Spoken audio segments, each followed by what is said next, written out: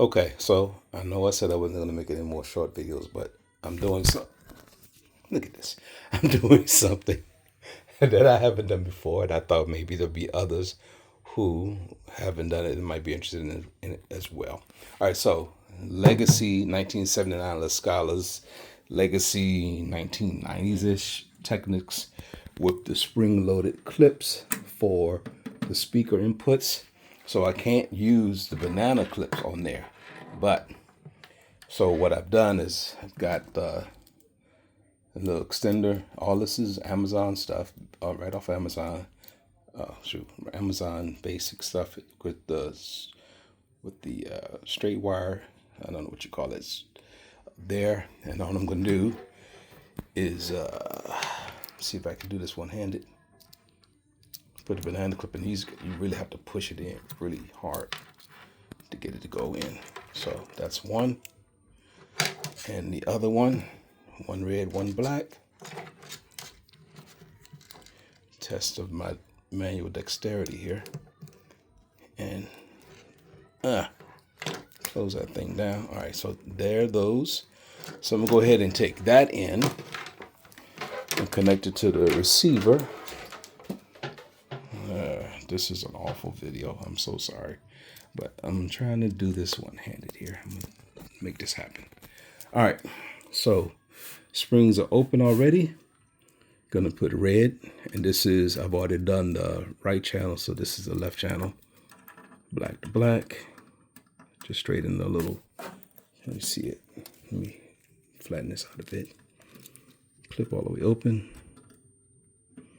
Now watch, it doesn't want to go in. All right, and then you close your spring. And that didn't work so good. Let's try this again. Live television here. All right, and then the red on top. None of this is rocket science, but I thought it would be good to show the overall. This is really just part of the equation, but anyway, I can't hold the light and do this, but let's get the light real quick. So, okay, too much light. Yeah, it's too much light. Bring it back. All right, so anyway, that's the spring clips. That's the easy part. On the other end, down here, in my clips and scholars, I have, and there's the original. I kind of wore a bit trying to sand this down. LSRR SP373 serial number from 1979. Anyway, this is the crossover. Let me bring some light in for this. This is the crossover I'm using.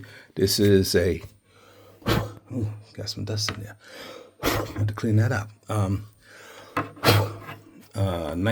This is a Kreitz crossover. You send the original AA in, and then they'll update the caps on it, and that's what this is right here. I just can't seem to get this light right, can I?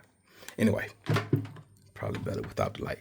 So this is the other end, regular banana clips, and I added these adapters because normally you just have these screw-on adapters there, but now I added these, so these I can actually put the banana clips in. But before I do that, I'm adding a sub to this. Now, on the Technics, there actually is a sub out. There actually is a sub out, but I don't want to use that. I want to slave off of the La Scalas here for the sub. So on this end, I got a straight wire. On the other end, I've got a RCA connector, and that's going to go into the LFE on the sub there. Go ahead and plug that in. Plug that in directly to the LFE. And in this end, I'm just going to screw down here. Let me see if I can do that. I don't think I thought all this all the way through here. I'm going to do my best.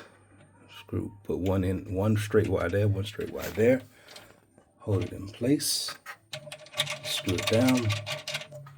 Get it all the way in there.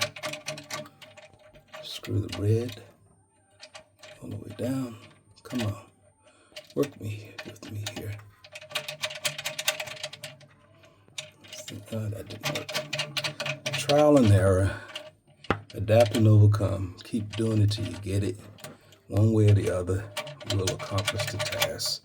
I think I got it that time. And this in the black wire on the black side, and you'll see that right there on the bottom. On the bottom here, on the input, and where they label it, black and red. So there. And this is going to the sub. All right, good. So red, black, and red and black for the banana clips. Oh, I did it backwards. See, out of phase, out of polarity already. All right, black to black, and red to red. And double check that. It looks like it loosened up just a bit as I put it in. So now I have input from the receiver to the Lascalas and output from the Lascalas over to the subs. Now, I've not done this before. I'm hoping it's going to work. And because these subs have the app control, I'm going to try to set this all up. And then I'm going to sit in my chair and I'm going to try to phase in the subs, see if I can blend them in this way. I've heard, I think I got this from Paul McGowan on the PS Audio.